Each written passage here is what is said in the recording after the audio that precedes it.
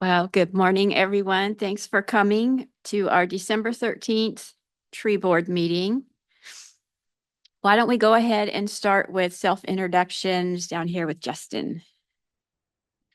Justin Prouty, Forester with Portland General Electric. Nancy Eichstead, Friends of Gladstone Nature Park, Gladstone citizen. Kim Ballard, Gladstone resident.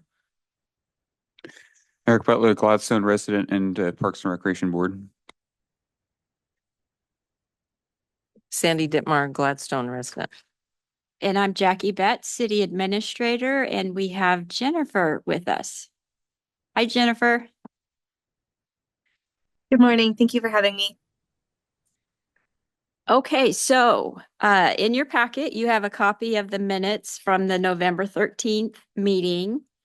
And you also have a copy of a draft of a tree species list that Haley created after our last meeting. Do you guys get a big copy? You have that with you. Okay. So the purpose of this meeting is to finalize that list and the nuisance list so that we can get these posted with the city ordinance. And so I guess what we can do is we can talk about the format, which ones you like in there, which ones you don't. We had Jackie, excuse me. Yes. I want to go back to the minutes, if you don't mind. I was noticing a statement under addressing Tree of Heaven challenges that suggests that we're going to send high school students out to remove the Tree of Heaven. And I don't think that's what we intended at all. So could we either strike that or modify it? It's like the second sentence. Did we not talk about utilizing high school volunteers? Maybe as a communications role, but there's no way that they could remove a Tree of Heaven and inoculate it with the poisons that are required. So do you want to just strike the whole sentence or do you want to amend it? Well, I'll ask the tree committee to weigh in on that because I don't remember who said that. I thought you had mentioned getting high school students. I think, Nancy, you had referenced some high school students that got used on another project. Mhm. And I said, well, maybe there's some way to incorporate a group like that with helping with some of this. I mean, it was a general idea. Yeah, it was a general idea, but I don't think they're capable of having the equipment or the chemical licensing to actually deal with those trees. So maybe as a communication. Or I think maybe the idea is for a seedling removal, like if as part of like a larger volunteer project, if they're ones that are maybe a few feet tall, that you can just hand pull or dig up with a shovel. But yeah, certainly not for removing anything large and established. Okay, we're gonna remove using high school students or volunteers to remove the tree. And we will reformat that sentence. We did talk about possibly using grant funding or looking for grant funding to remove it. Could we say using high school volunteers to identify the trees? Would that take care of it? You guys okay with that? I think it's ultimately up to the city will decide if they like what level they would want to use volunteers. I agree with you. I don't think if you're gonna use chemical treatment, you can't use even an adult volunteer to do that. They have to be a licensed applicator. Jackie, does this, because it was discussed, doesn't make it city policy, right? That it's No, got to be done. Right? these are just generalized minutes that we put into the record, but it's not a policy. No. Or we could just strike out high school and just leave volunteers.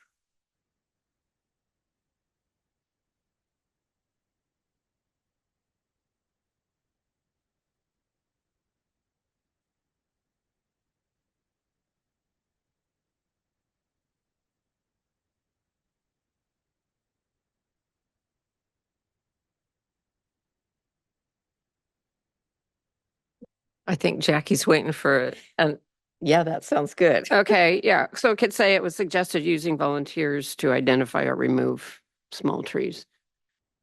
Okay, got it.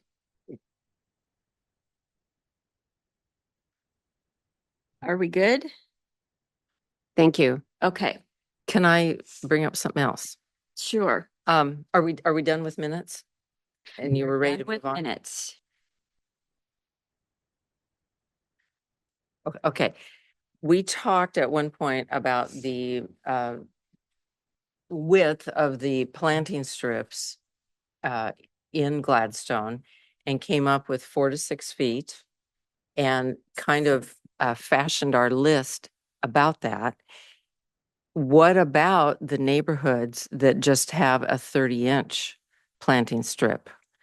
And there are still trees from the original developments in mid-70s that have those 30-inch strips that have trees in there that are not healthy anymore. So when someone takes those out because they're tired of replacing the sidewalk or whatever, then this would be the only list that they would have to work from.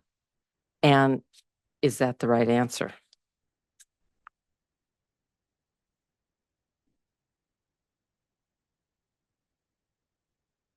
I don't have an answer for you on that. Are your concerns that then you'd lose a larger species tree and then you cannot replace with something like for like? Or No, I'm concerned that when someone takes a tree out and they want to comply with the ordinance by replacing it, are there things on this list that are small enough for a 30-inch planting strip when we've worked from a list that is 4 to 6 feet? Jennifer, do you have any comments on that? I was just about to ask if I'm able to make a comment on that. Yes. Thank you. I do have some comments. Again, going back to my experience as the urban forester for the city of Corvallis for many years, and then even before that, working with the city of Eugene, we came into this problem a lot. And the thing that seemed to work is there's two, and unfortunately, it's just two species of trees that tend to do okay in 2 to 2.5 foot right of ways.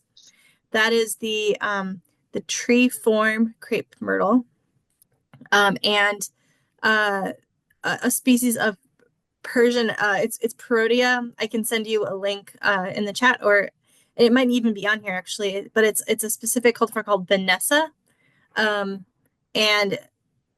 I don't know if anybody's familiar with either of those trees. But again, it has to be the tree form variety of crepe myrtle. Otherwise, the shrub would get much too shrubby.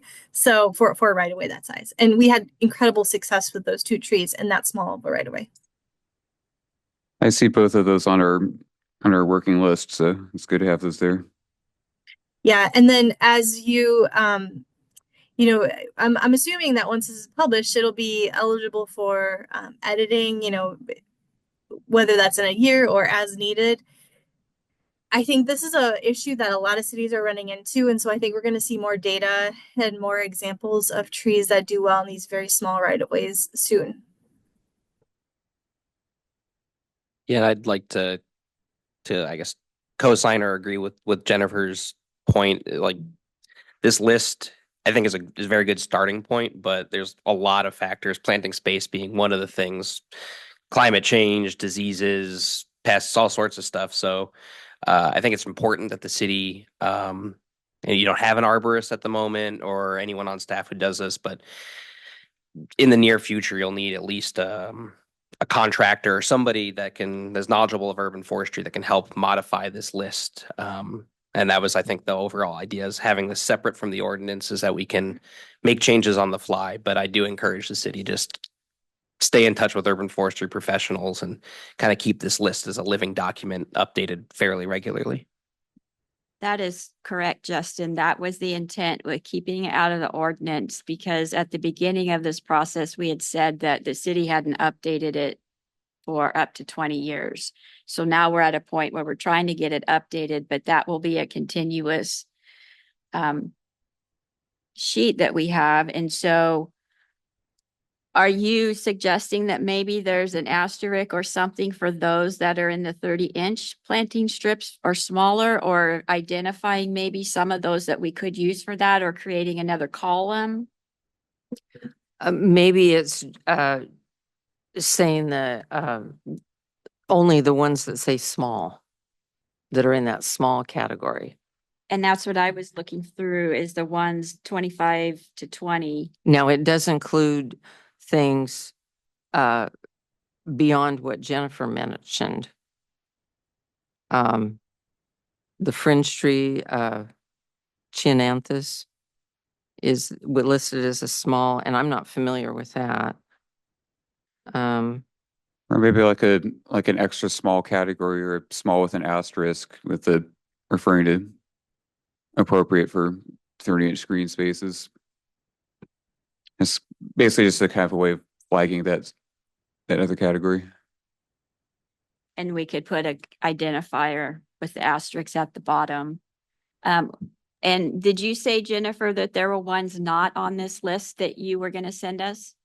Nope, those are the only two that I'm aware of right now. And Okay.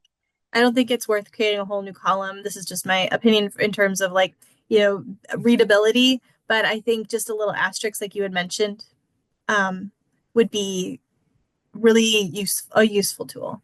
Now, unfortunately, I don't know much about how. It sounds like you have quite a few right of ways that are 2.5 feet wide.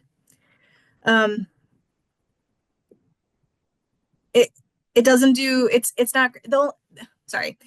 What's good for diversity is that crepe myrtles have a lot of different varieties and colors, so you can still get that diversity. But it's still a crepe myrtle, which is just a single species. So that's why I'm pushing really hard in my role now to figure out other trees. And as that is being communicated, I'll update you, of course, so you can expand your list. Okay, could one of you show me specifically on this list the ones that you were just talking about? I've got crepe myrtle here, but are we looking at the small? Yeah, so I think really all those crepe myrtles are essentially, they're just varietals of the same species. So I think all the crepe myrtles on the list, except for maybe the Malus fuchsia fusca. I'm not aware. Which I think got flagged incorrectly because it's not a Yeah, crepe myrtle, it's a yeah, that'd crab be an apple. apple, right? Yeah. So yeah, Okay. an Three. error there. And then the Vanessa Persian ironwood is kind of Those- middle of the list. It's Tho- one of the two ironwoods. Those are, the parodias are listed though as mediums. So if I was just looking, well, what can I put in my 30-inch strip, and was told to go to the smalls, it would eliminate those. So, Jennifer, is that more related to rooting habit, I imagine, than overall height? Let me check one thing really quickly.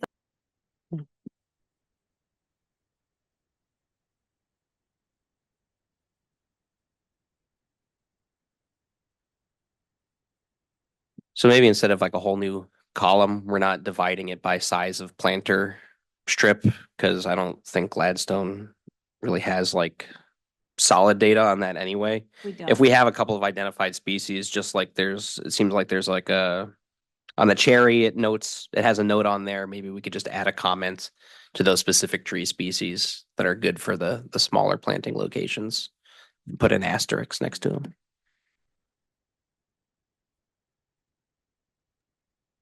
All right, I'm gonna slightly walk back my comments on Vanessa for now because I'm getting a little bit of conflicting data on the actual size. We did plant them in Corvallis, but I can say without any doubt, hesitation, that the crepe myrtle, the tree form crepe myrtle, they really do well in smaller right of ways, and they tend to do well in soils that aren't ideal, and they're relatively drought tolerant. So for those reasons, I think that's a really good tree to plant. And then I'm gonna figure out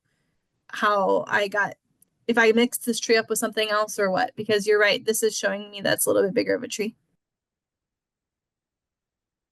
So right now I've got 3 of the crepe myrtles asterisks. What other ones did you want? Or did you want all the small ones asterisked?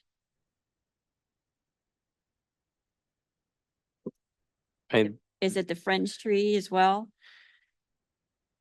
So I think it's going to be I think we're gonna have a hard time in the hour that we have figuring out what's gonna fit in such a they're just challenging spots to plant trees. They're not really appropriate for almost any tree. I think that's the issue. But looking at this list like a snow bell, I don't see that, and I don't know, disagree if anyone, but I don't see that being a huge issue for sidewalk uplift or these smaller spots. But I think it'll be challenging for us to identify that during this meeting.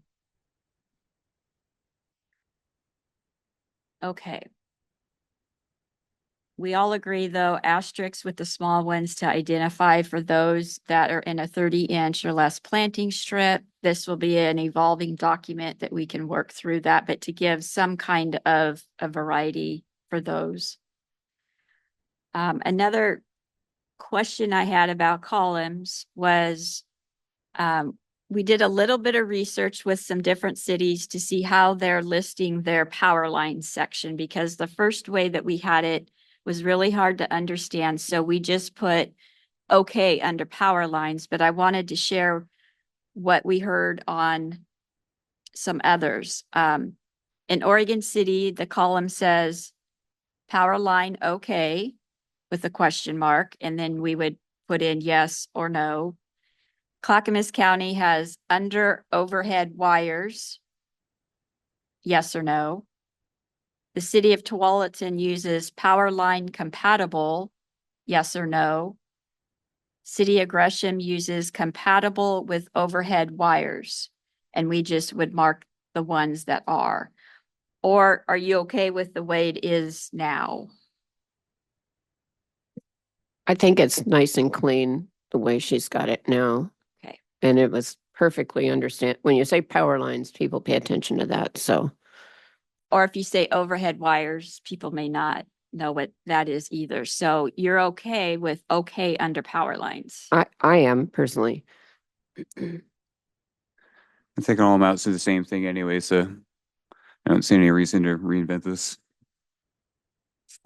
Yeah, I'll agree too. And power lines is the most like accurate. We don't communication lines and things like that aren't an issue. There's no Oregon state laws. I still have a little, disagreement generally on some of the species that are listed on here. I think trees over 30 feet tall are not really appropriate under power lines because we will certainly trim those some, but I can live with 35 feet tall. It's manageable from a utility arboriculture standpoint. We can manage those trees as opposed to people planting 50-foot trees.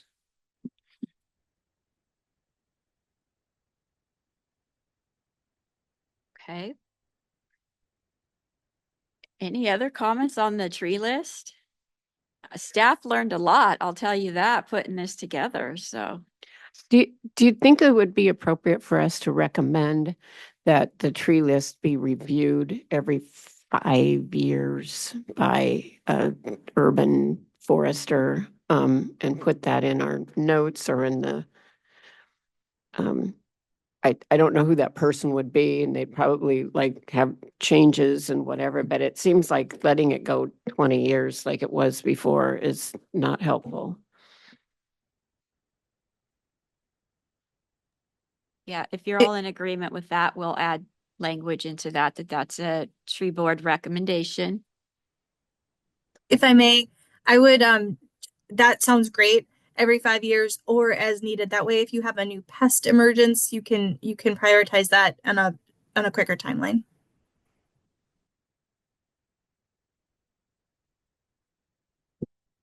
I have some edits to the way the plants are listed.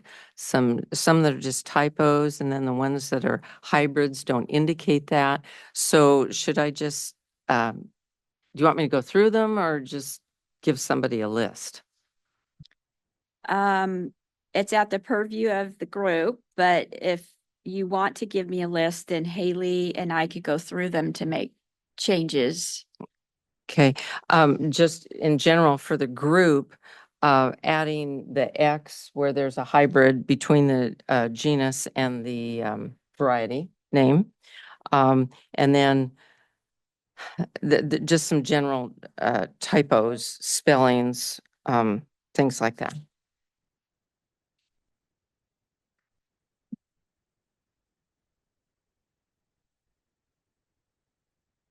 did great on this. I wonder if in this ordinance somewhere we shouldn't put something about the ash trees that are all going to be dying in the who knows future, but they are going to become a hazard once they're dead, of course, and I wonder if the city is planning on any kind of replacement for those trees, or at least warning people in the city who do have an ash tree in their yard that this tree is not going to survive. Could that be a special grant project down the road? Because everybody's going to be facing that too.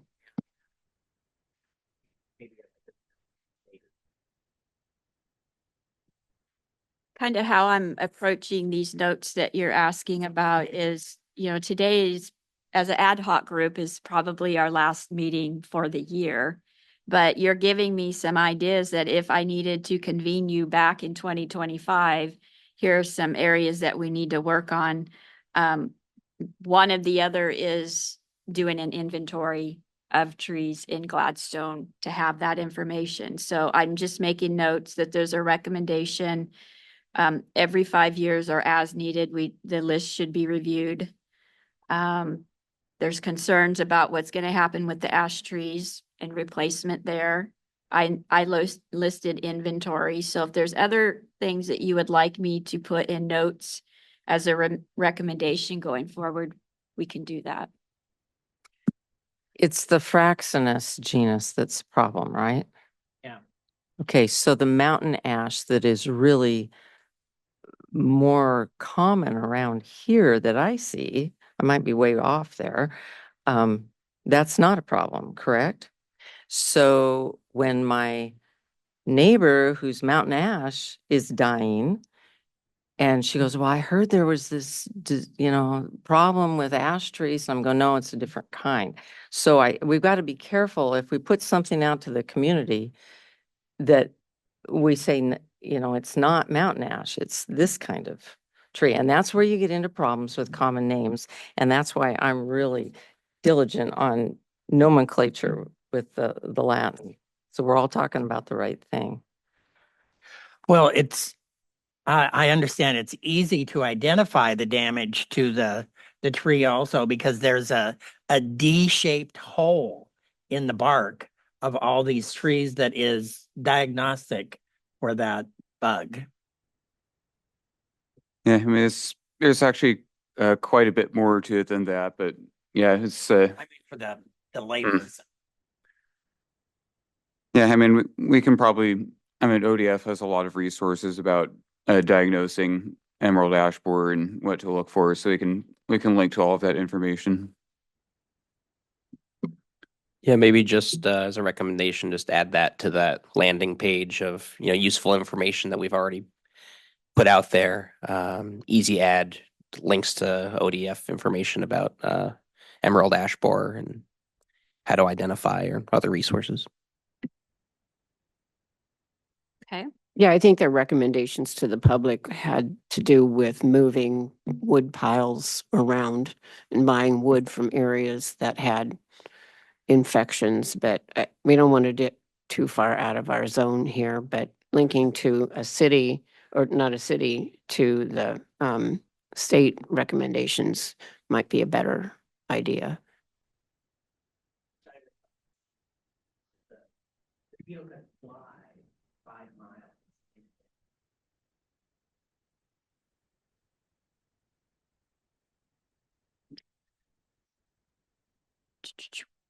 Did any of you get a copy of the nuisance tree list? Okay. Did you have any recommended changes to that list or additions? A lot of Latin there.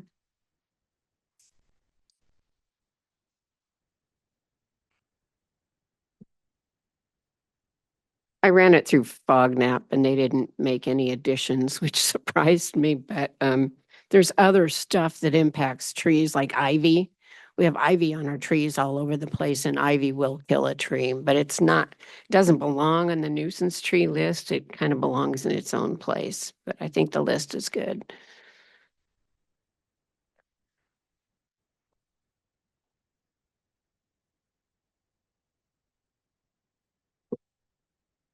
I think maybe the only kind of adjustment I would make is that there are a number of well-behaved cultivars of Norway maple, so maybe we can just kind of specify like species Norway maple, but like we have like a sterile hybrid or like a sterile variety of Norway maple that's in your yard, you don't have to be forced to take it out.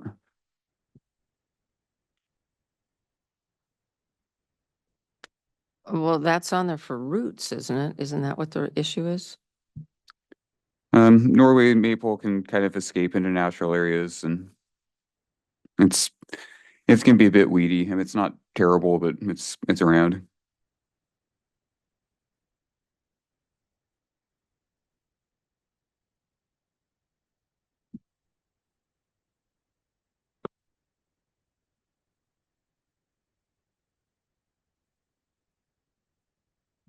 Maybe I missed this during the last meeting, but is the nuisance tree list, is this gonna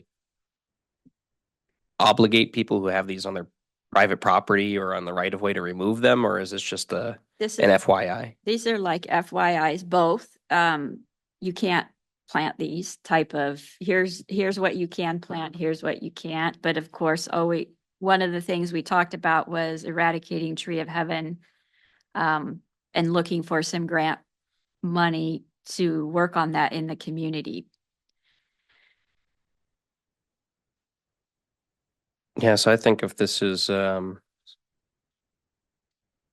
just informational, I think it probably is good enough for the general public. I don't know how many people, like just average homeowners, are thinking about different cultivars of different trees and things like that. Um, especially if there's nothing in the ordinance that specifically calls people out that they're obligated to remove these or they can be forced by the city to do it. It's good information. I think the difference with Tree of Heaven too is that it's actually a state listed noxious weed, whereas the rest of these are just kind of casual nuisances, at least from a policy standpoint.